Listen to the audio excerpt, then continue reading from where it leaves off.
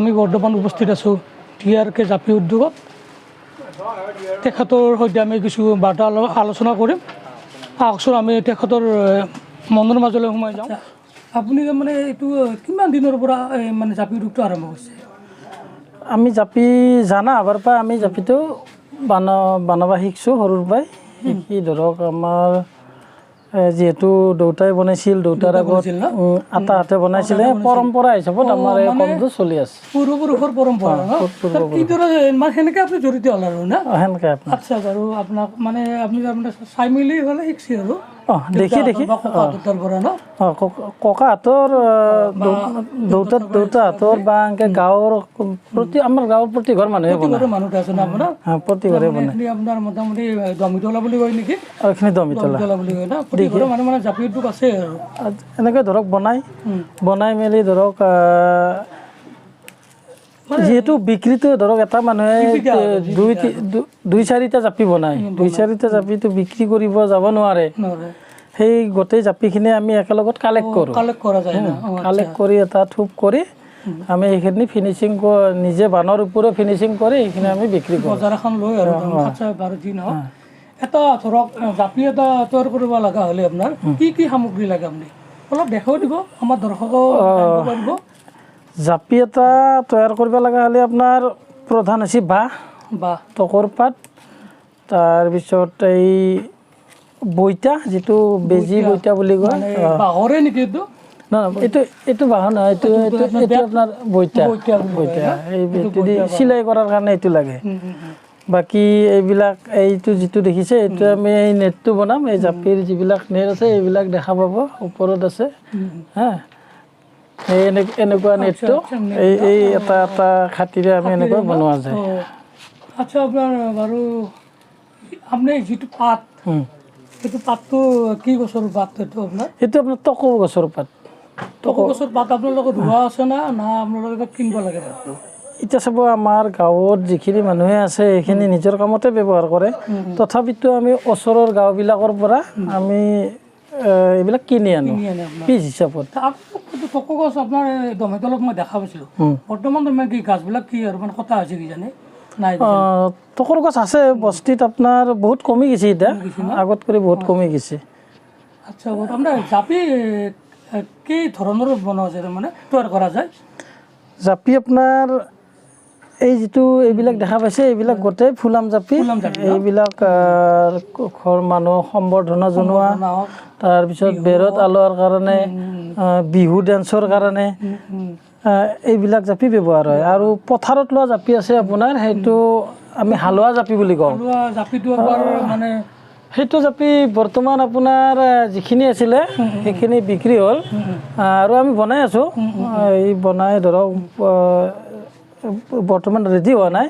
এইটো আপোনাক আজি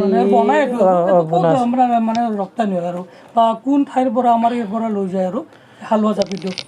হালোৱা জাপি আপোনাৰ অসমৰ যিবিলাক খেতি প্ৰধান ঠাই আছে সেইবিলাকত ধৰক বেছি চাহিদা আছে। আৰু প্লাছ চাহ বাগিচাটো এই হালোৱা জাপিটো ব্যৱহাৰ কৰে।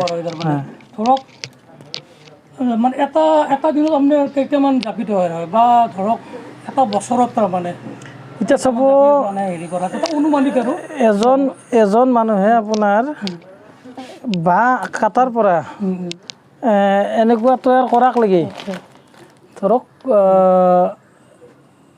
3-4টামান জাপি হ'ব। 4টা ধৰক একদিনত 4টা অলপ হাৰ্ড কাম কৰিলে 4টা হয়, 3টা আৰামত হয়। 3টা আৰামত হয়। আৰ্থিক লাভালাভটো কেনেদৰে মানে ধৰক আপোনাৰতো এটা মানে ধৰক এইটো জীৱিকা আৰু জীৱিকাৰ পৰা ধৰক আপোনাৰ ঘৰখন নিশ্চয় চলে, কেনেকুৱা আৰ্থিক লাভালাভ? এতিয়া চাব এই কামটোত আপোনাৰ যিখিনি আমাৰ মানুহে দিন মজুৰি পায়, হা, সিমানখিনিয়ে পইচা পায় ধৰক।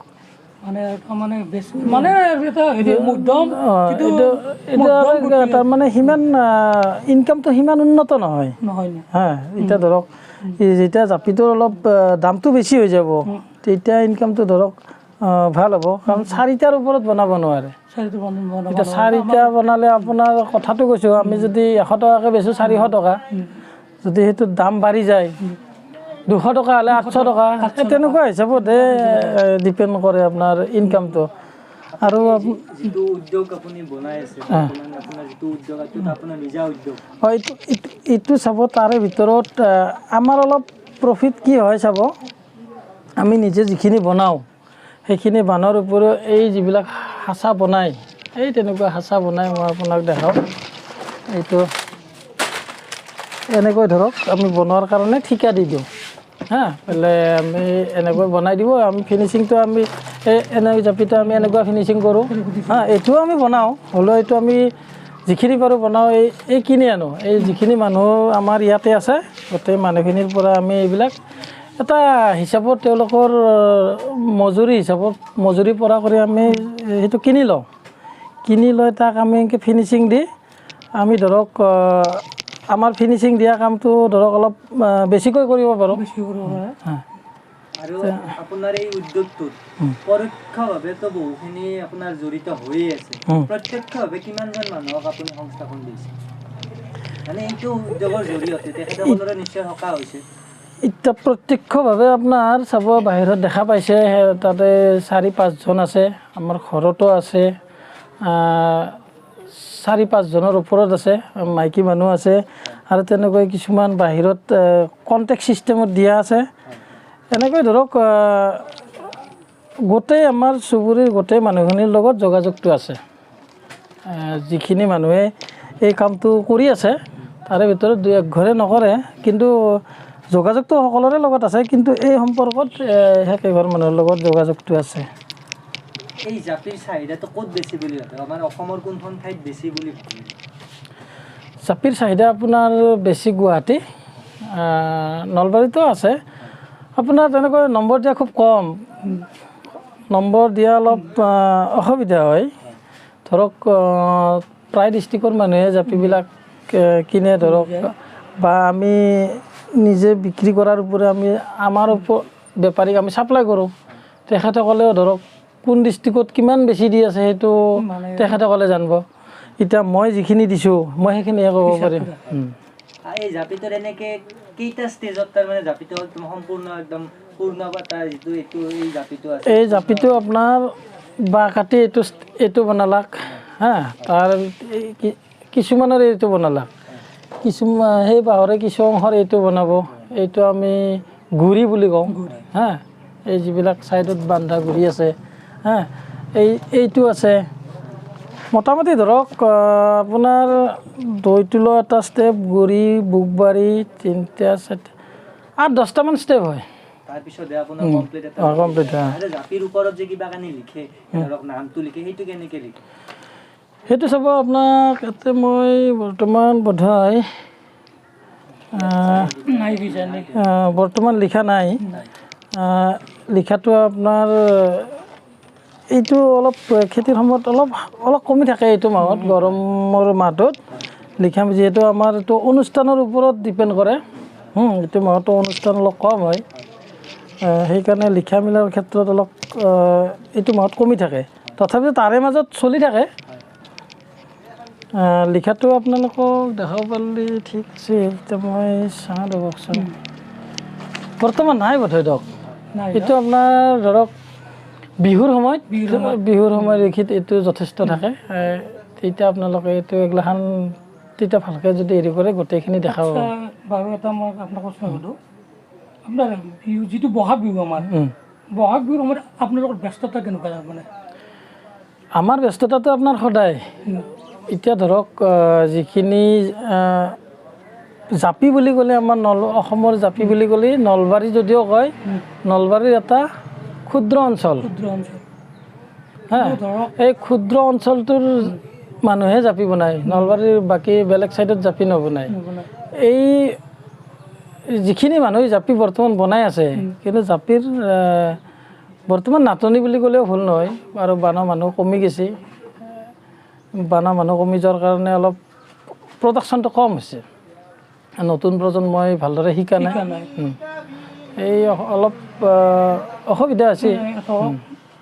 যিবিলাক আপোনাৰ এইটো আপোনাৰ কি বিহু কমিটি আছে, বিহু কমিটিবিলাক আপোনাৰ লগত যোগাযোগ কৰে নেকি বিহুৰ সময়ত তাৰমানে বিহুৰ সময়ত কিছুমান কমিটি যোগাযোগ কৰে আমাৰ লগত ধৰক যিখিনি মানুহে গম পায় আৰু লগ পায় বা ফোনত যোগাযোগ কৰে যিবিলাকে আৰু কিছুমান ধৰক আমাৰ পৰা নি বেলেগ বেপাৰী আছে বেপাৰী নিও তেওঁলোকৰ লগত যোগাযোগ কৰে মানে আপোনালোকৰ পৰা বেপাৰীবিলাকে আমি ইয়াত বনাওঁ আমাৰ পৰা বেপাৰীবিলাকে লৈ যায় আৰু আমিও দোকানত দি আহোঁ বা এত ধৰক খুচুৰা বিক্ৰী কৰোঁ বিক্ৰী হয় আপোনাৰ জাপি এইটো যিটো আপোনাৰ ইয়াত এইখনতো কিমান বছৰ হ'ল এনে এই যিটো আমি বৰ্তমান এইটো চাব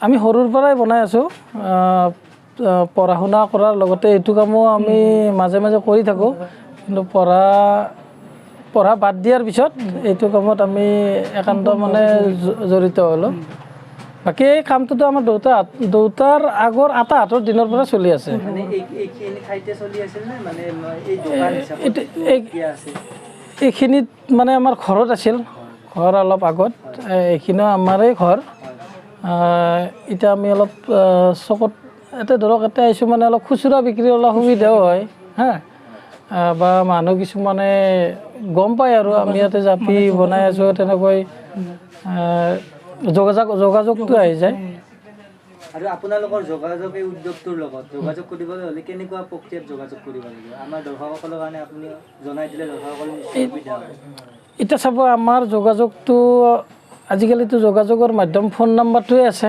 হা এতিয়া আমাৰ লগত যোগাযোগ কৰিব লগা হ'লে ফোন নাম্বাৰটো নিশ্চয় ৰাইজে পাব লাগিব তেতিয়া আমাৰ লগত যোগাযোগ কৰিব পাৰিব যিখিনি মানুহেতো পাইছে সেইটো যোগাযোগ ৰাখি আছে সেইটোৱে আমাৰ ধৰক কোনো টিভিৰ এডভাৰটাইজ নাই এনেকৈ আমাৰ হেৰি হয় আৰু আহক আপোনালোকে সকলোৱে আহক দিয়াৰ জাপি উদ্যোগ নহয় জানো হয় আপুনি এবাৰ আপোনাৰ নিজৰ মুখেৰে কৈ দিয়ক আমাৰ শ্ৰোতাসকলক বা আমাৰ এই জাপি উদ্যোগটোৰ নামটো আমি ৰাখিছোঁ DRK জাপি উদ্যোগ আমাৰ পূৰ্বপুৰুষৰ পৰা এই জাপিৰ কাম চলি আছে আপোনালোকে যিবিলাকে জাপিৰ প্ৰয়োজন হয় আমাৰ লগত যোগাযোগ কৰিব আমাৰ ইয়াত জাপি পাই যাব আমাৰ কণ্টেক্ট নাম্বাৰ আছে আপোনালোকে কণ্টেক্ট নাম্বাৰটো হেৰি কৰি দিব আপোনালোকৰ ভিডিঅ'ত ডিছপ্লেত দি দিব পাৰিব নিশ্চয় আমি আপোনালোকক লগ পাই ভাল লাগিল আৰু এতিয়া আমি গোটেই সকলো পৰিৱেশখিনি চাম আপুনি বহুমূলীয়া সময়কণ দিয়াৰ বাবে আপোনাক ধন্যবাদ জনালোঁ আৰু আমাৰ দৰ্শকেও আপোনালোকৰ যিখন দোকান যিটো উদ্যোগ এই উদ্যোগৰ কিছু দৃশ্যাংশ আমি দৰ্শকক দেখুৱাই আছোঁ আপোনাক অশেষ ধন্যবাদ জনাইছোঁ আৰু যাতে আপোনাৰ উদ্যোগটো আৰু আগবাঢ়ি যাওক অসমৰ এটা নামী দামী উদ্যোগ ৰূপে প্ৰতিষ্ঠিত লাভ কৰক তাৰে কামনা কৰোঁ ধন্যবাদ